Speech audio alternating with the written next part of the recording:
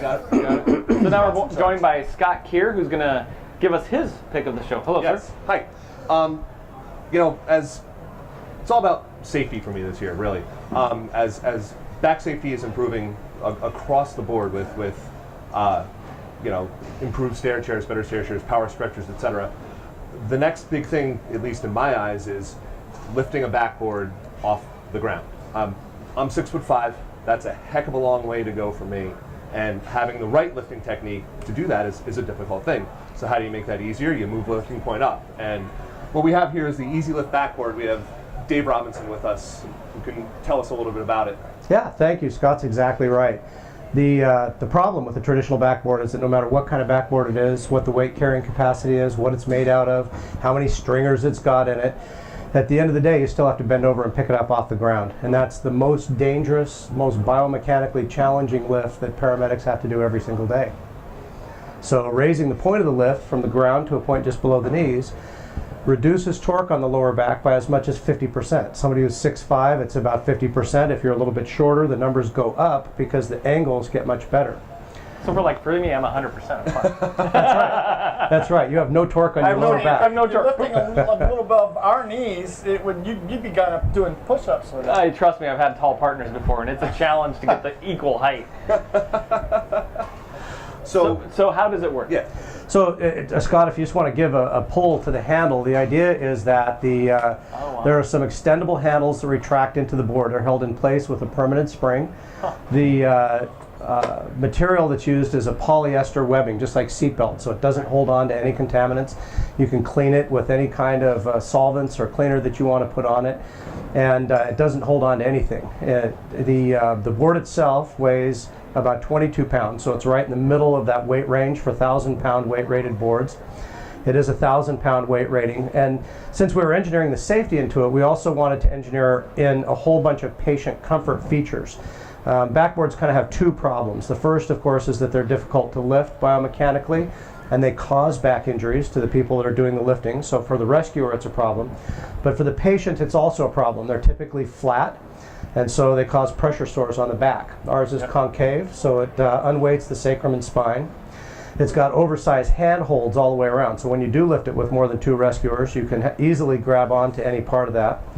What you see in the bottom there isn't just clever branding features, which it is too, by the way, but what it really is a way to hold on to the patient's clothing and skin, and it acts as a patient brake when they're in the ambulance and you're going around corners or accelerating or decelerating.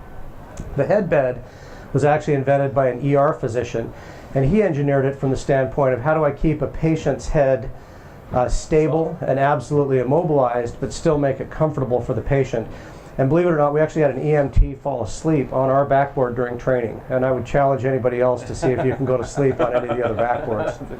So, and I take it that piece is removable and changeable? It is. Everything that we sell with the system we call a semi-disposable. So if it gets soiled or dirty, you just throw it away. They're all very inexpensive products, so they're intended to compete with the most expensive disposables that are out there and work better. And do a scoop version out or coming? We don't have a scoop version. The next version that's going to be coming out is a lighter weight rated version. So it doesn't have quite the weight carrying capacity. This is a 1,000-pound board, and I would challenge anybody. It's got the best rigidity of any board in the market, period.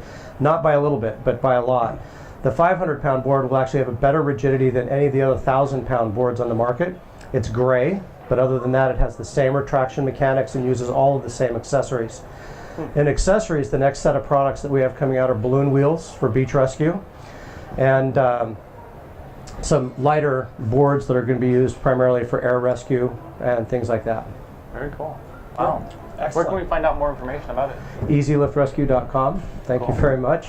Thank you. We also provide a full suite of ergonomics training. So, buying an Easy Lift Rescue system is only part of the equation. We want to teach people to lift boards, whether they buy ours or not, to lift them appropriately and use them correctly. So, on our website, which is EasyLiftRescue.com, there's a full line of training videos that'll walk you through step by step. And then what we encourage everybody to do is, take the backboard out of the closet and actually lift your rescue Randy in the station, because there's nothing that will ever substitute for lifting in a real world situation. Right. And that's so important because you're not only giving them the tool, you're giving them the mechanics too. It's not just a one sale and you're done. That's the investment on both sides of it, which is really great to see. But we're a weird duck from a company standpoint in that we all started about this, and my partner Rob Heck was in the ER all the time, and so he was constantly seeing medics come in with back injuries from lifting patients. So he invented the product not to make a lot of money with the product or even to have a company. In fact, his original idea was to license it to somebody, but he's all about reducing back injuries. So he's a physician, he's already successful, and he says, hey, if we can just reduce injuries, that's what we want to accomplish. So our company goal is to reduce back injuries. If we can sell some rescue systems along the way, then that's a great thing as well. That's terrific. Well, and it's a challenge because back injuries have been a focus from OSHA in the healthcare industry, but EMS falls outside the healthcare industry in those studies. And so there's been a lot of focus in long-term care, making sure there's lift assist aids and things like that for the nurses, the aides, and anybody else that's doing lifting in those locations. But we haven't had that same focus in EMS, even though we're doing the same kind of lifts. There are a lot of departments that have started to focus on that for exactly that reason. And the thing that I always say is when I start looking at injury statistics for EMS, the only industry that competes with EMS for injuries is NFL football. You basically, if you sit around in a room full of paramedics that have been there for 5 or 10 years, 100% of them have had a lost time injury at work. So it's really a very risky profession, and I think it's up to all of us. We're responsible for teaching people to be a professional safety athlete and conduct themselves in a way that's safer for them. Very cool. Thank you. Thank you very much for bringing it up. I appreciate it. Thank you, Doctor, for inventing it, coming up with this idea. Thanks for having us here. Thanks, Scott. Really appreciate it. All right. Thank you, guys.